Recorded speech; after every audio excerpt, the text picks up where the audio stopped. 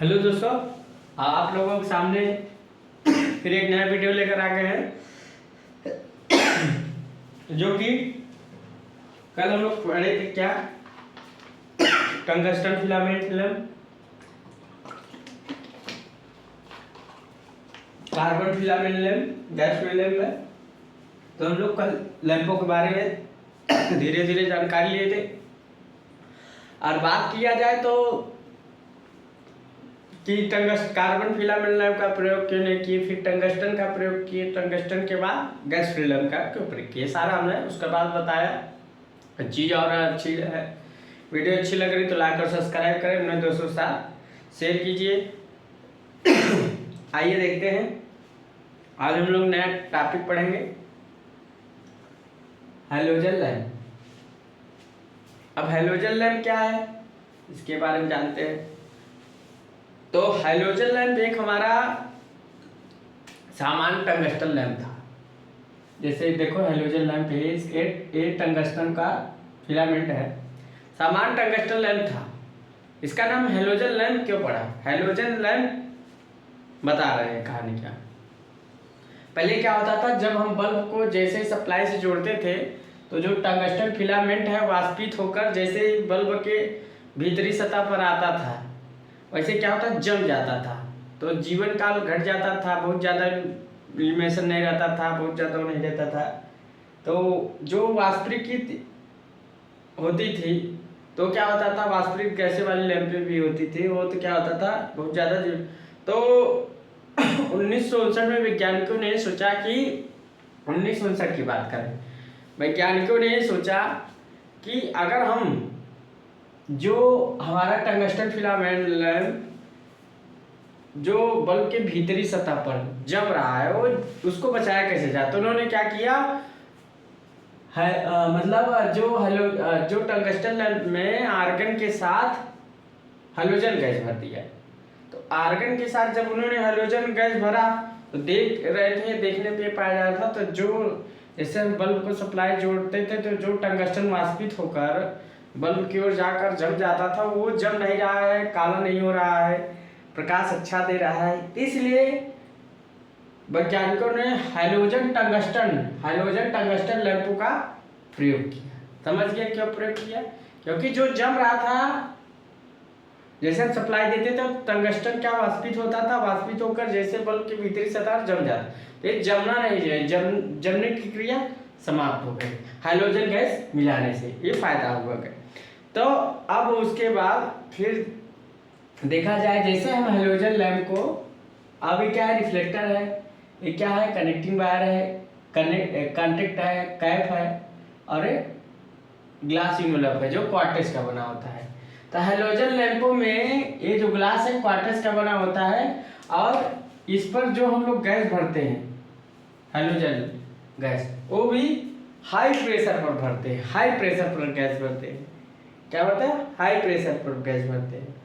तो अब इसका फायदा क्या है कि जैसे हम इसको हम सप्लाई से जोड़ते हैं तो एक वर्किंग टेम्परेचर पर जो टंगस्टन तब तो क्या इवेपोरेट होती, वाष्पित होती है। तो जैसे ही हम वाष्पित होकर बल्ब के भीतरी सतह की ओर आती है, जैसे बल्ब की भीतरी सतह आ गई वैसे ही हमारा क्या होता है, आयोडीन गैस की क्रिया कर लेती है। तो क्या बनता है, टंगस्टन आयोडाइड। देखो ये टंगस्टन है, ये क्या है, टंगस्टन है, क्या है, टंगस्टन, अरे आयोडीन।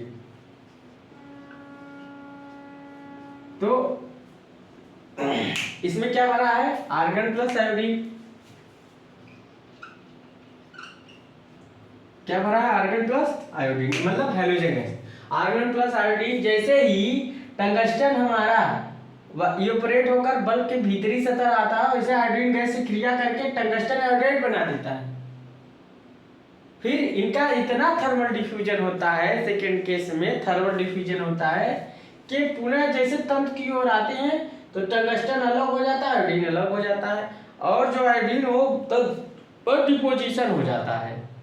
तंत्र पर क्या होता है, डिपोजिशन, मतलब जमा होने लगता है, जमा होने लगता है। और जो हमारा iodine gas halogen transposition gas का काम करती है, जिससे क्या होता है, आयोडीन रिजनरेशन साइकिल बार बार होती रहती, बार बार तंतु पर हमारा जो तंतु पर फिलामेंट तंतु पर डिपोजिशन होता रहता है। तो जो हमारा इल्यूमिनेशन बढ़ जाता है, जीवन काल बढ़ जाता है, लाइफ बढ़ जाता है, इससे कई फायदे हुए। और इस बात देखा जाए कि हाँ, और आयोडीन रिजनरेशन साइकिल करने के लिए जो आयोडीन रिजनरेशन साइकिल हो रही है, आयोडीन रिजनरेशन साइकिल करने के लिए जो हमारे बल्ब के अंदर 230 डिग्री का टेम्परेचर होना चाहिए। कितना? 230 डिग्री का टेम्परेचर होना चाहिए, तब हमारा आयोडीन रिजनरेशन साइकिल होगा। आयोडीन रिजनरेशन साइकिल का मतलब इसको बोलते हैं ये जो एक बार बल्ब के आवरण की ओर जा रहा है, फिर तंत्र की ओर, तो इसको बोलते हैं iodine regeneration cycle. Iodine regeneration cycle hydrogen gas के अंदर करने के लिए 230 डिग्री का टेम्परेचर बल्ब के अंदर चाहिए। क्या चाहिए? 230 डिग्री का टेम्परेचर बल्ब के अंदर चाहिए। ये 5 से 1000 वाट तक बनाए जाते हैं। और आज देखा जाए तो 2000 घंटे, दक्षता 22 से 33%, जो कि सामान्य बल्बों की अपेक्षा 50% होती है, जो कि सामान्य बल्बों की अपेक्षा 50% होती है। समझ गए? इसको नोट डाउन कर लीजिए, तो थोड़ा इसको सेपरेट वे में लिखा देंगे।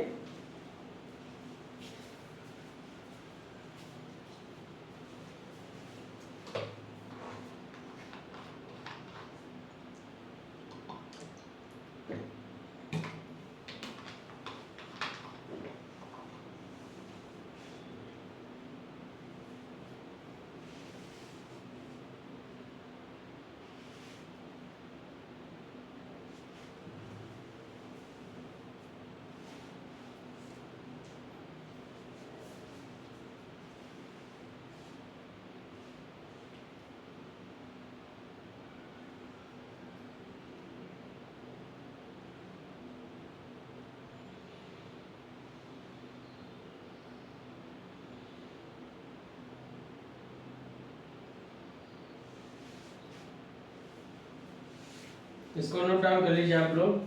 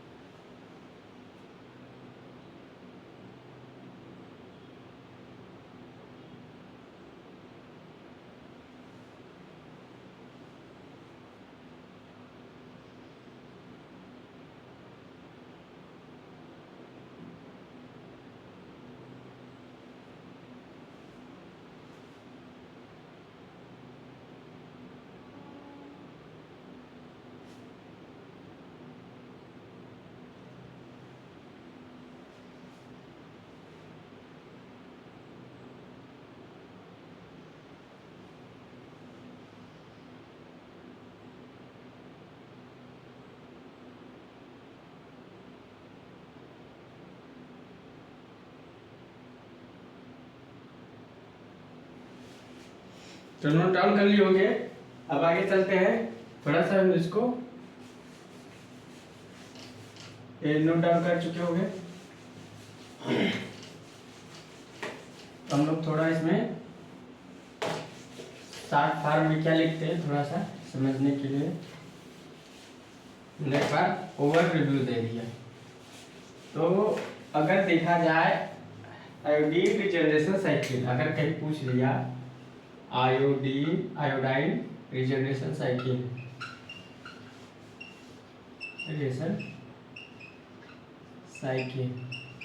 आयोडाइड आयोडीन रिजनरेशन साइकिल की हमारी बात करें तो ये होता है, इसको याद रखिएगा।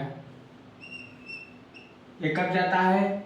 अब टंगस्टन आयोडाइड कब बनाया, कब बनाया बताओ बच्चों? जब हमारा बल्ब के आवरण की ओर जाता है, बल्ब के लट्टू की ओर जाता है, लिख देंगे बल्ब के लट्टू की ओर, बल्ब के लट्टू की ओर जाता है तब टंगस्टन आयोडाइड बनाता है। टंगस्टन आयोडाइड क्या बनाता है? टंगस्टन आयोडाइड बनाता है। फिर जब तंतु की ओर आता है, इधर तंतु की ओर, जब तंतु की ओर आता है तब क्या बनाता है? तब अलग अलग हो जाते हैं। तब जो हमारा आयोडीन गैस होता है, हेलोजन गैस, ये आयोडीन है, जो हमारा, और एक टंगस्टन है, जो हमारा टंगस्टन क्या तंतु वाष्पित होकर जब बल्ब की ओर जाता है तो आयोडीन से क्रिया करके टंगस्टन आयोडाइड बनाया देता है। मगर थर्मल डिफ्यूजन के कारण, और कितना टेम्परेचर चाहिए? 230 डिग्री बल्ब के अंदर, बल्ब के अंदर मतलब इतना टेम्परेचर होना चाहिए तभी आयोडीन रिजनरेशन साइकिल होगी, वरना नहीं होगी, ये क्रिया नहीं होगी। बल्ब हो जो टंगस्टन वाष्पित होकर जम जाएगा बल्ब के अंदर भीतरी सतह पर, तो यहाँ 230 डिग्री पर बल्ब के टेम्परेचर इतना होना चाहिए जो आयोडीन रिजनरेशन साइकिल होना चाहिए। फिर जैसे तंत्र की ओर आता है तो टंगस्टन अलग, आयोडीन अलग, और टंगस्टन क्या होता है? पुनः तंत्र पर डिपोजिशन जमा होता जाता है, और जो आयोडीन गैस है ट्रांसपोजिशन का काम करता है। समझ गए? आयोडीन गैस है तो हमारा तंत्र पर आयोडीन जो क्या है, ये आयोडीन गैस क्या है? ट्रांसपोजिशन गैस का काम करती है। ट्रांसपोजिशन गैस इसको बोल सकते हैं, ट्रांसपोजिशन गैस का काम करती है। समझ गए? अब देखा जाए तो इसकी दक्षता होती 2233% तो होती है, मगर सामान्य बल्बों की अपेक्षा 50% होती है, याद रखिएगा। ऐसे लिख लीजिए 22 to 33%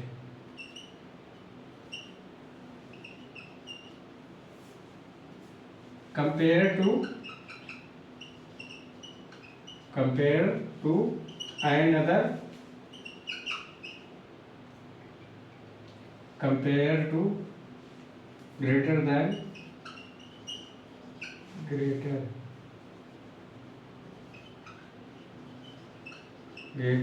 greater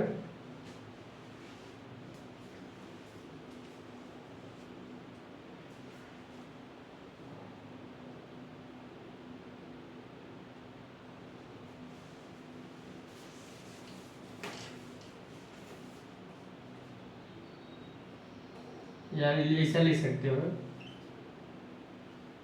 या सामान्य बल्बों की अपेक्षा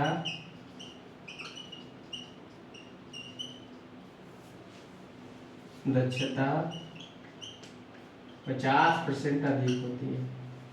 ये पूछ सकता है अधिक, समझ गए? नोट डाउन कर लीजिए। और जो इसका ग्लास इन्वॉल्व होता है पार्ट इसका बना होता है, हमने लिखवा दिया है, और हाई प्रेशर पर बना होता है। इसको हम वर्टिकल में प्रयोग नहीं कर सकते क्योंकि जो आयोडीन है उसका एटॉमिक वेट ज़्यादा है, वो नीचे की ओर स्प्रेड होगी।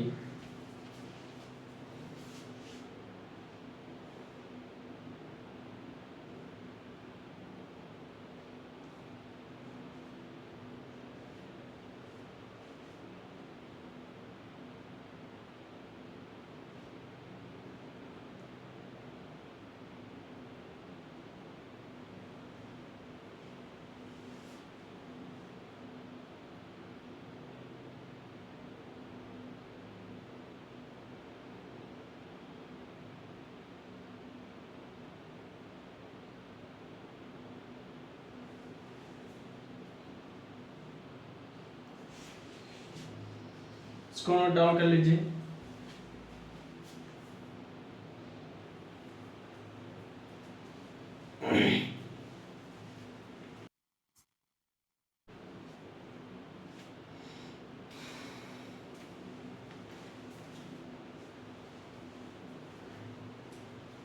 आज हेलोजन लैंप की हम लोग बात पढ़ रहे हैं,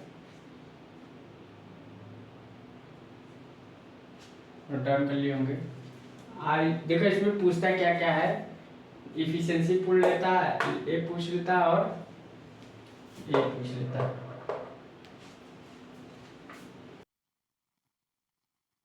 तो इन बल्बों को वर्टिकल में प्रयोग नहीं करते। क्यों नहीं करते? क्योंकि जो आयोडीन का एटॉमिक वेट है वो भारी होता है, जिसको फैलता है, स्प्रेड होता है।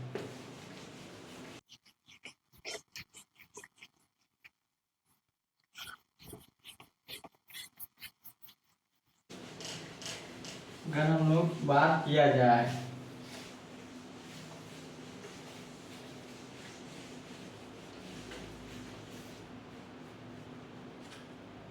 अगर हम लोग बात करें हाइड्रोजन एलिमेंट,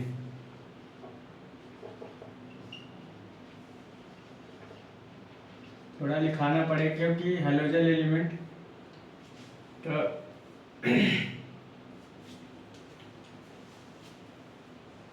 यहाँ लिखेंगे एलिमेंट,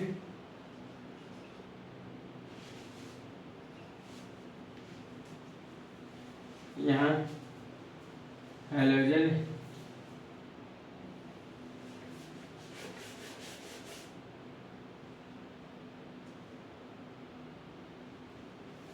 दूसरा वाला ले रहे हैं।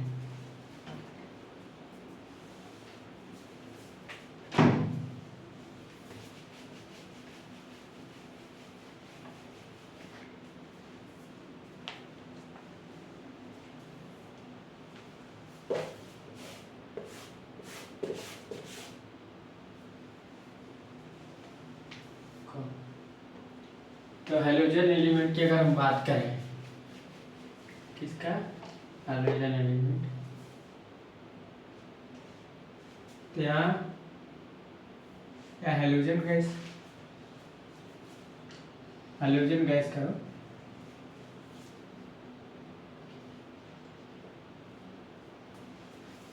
तो यहाँ एलिमेंट, यहाँ नेम,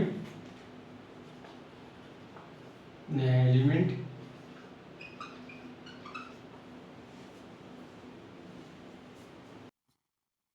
और यह एटॉमिक वेट और atomic number.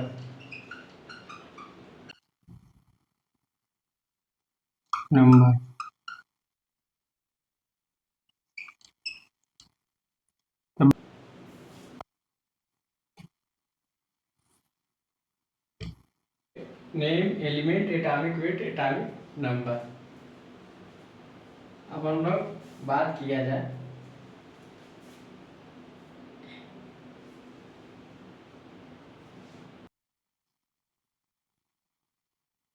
Fluorine,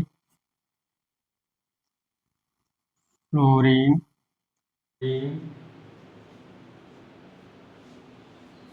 bromine, iodine, स्टाटाइन। अब इसका जो एलिमेंट फ्लोरीन का Fe, क्लोरीन का Cl, ब्रोमीन का Br, आयोडीन का I, स्टाटाइन। अब एटॉमिक नंबर इसका अगर देखा जाए, एटॉमिक नंबर इधर करो, एटॉमिक वेट इधर, एटॉमिक नंबर, एटॉमिक वेट। अगर हम लोग फ्लोरीन का 9, 17, 35, 53, 85, 17, 35.5 होता है इसका, 79.9, 126.9, 200, 10। इसको नोट डाउन कर लीजिए, पेपर में आ सकता है।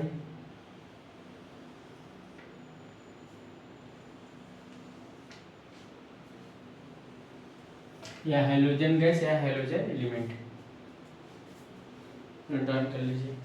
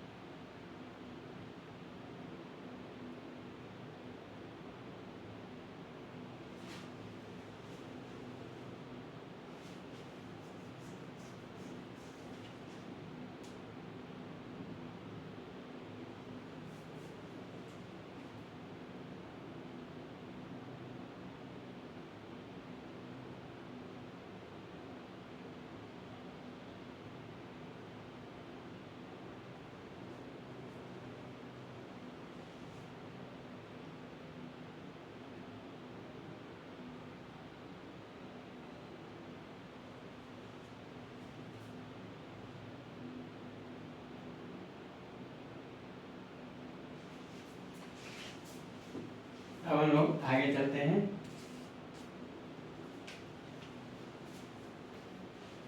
इसको नोट डाउन कर लीजिए।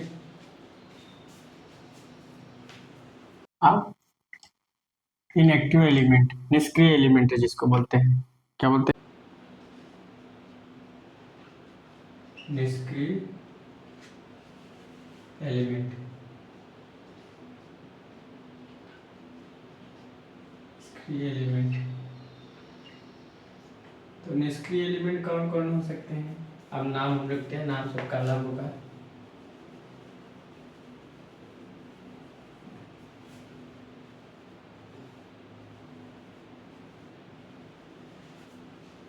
यहाँ भी अलग होगा।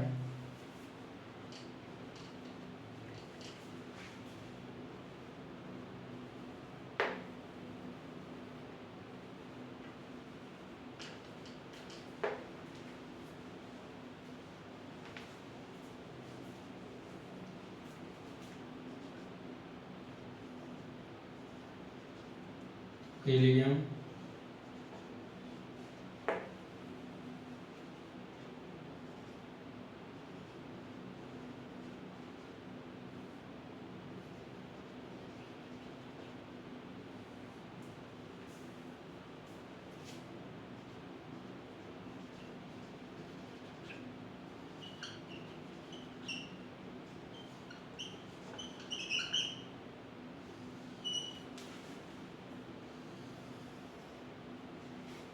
Helium, neon, argon, krypton, xenon, radon.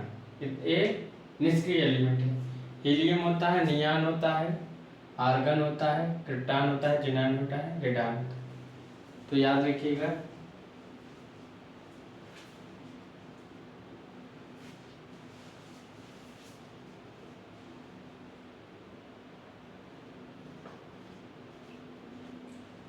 Krypton को Kr, ज़ीनान को Xe, रेडान को Ra।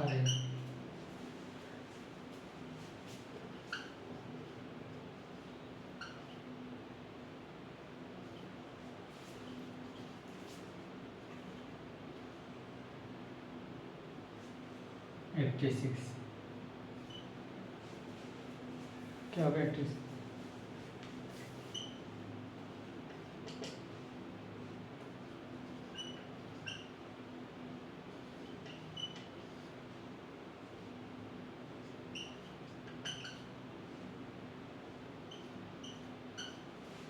नोट डाउन कर लीजिए। तो इसका मतलब निष्क्रिय एलिमेंट एटॉमिक नंबर कितना होता है, एटॉमिक वेट कितना होता है। तो पहली बात तो निष्क्रिय एलिमेंट क्या होता है, हीलियम होता है, नियान होता है, helium, neon, argon, krypton, xenon, radon.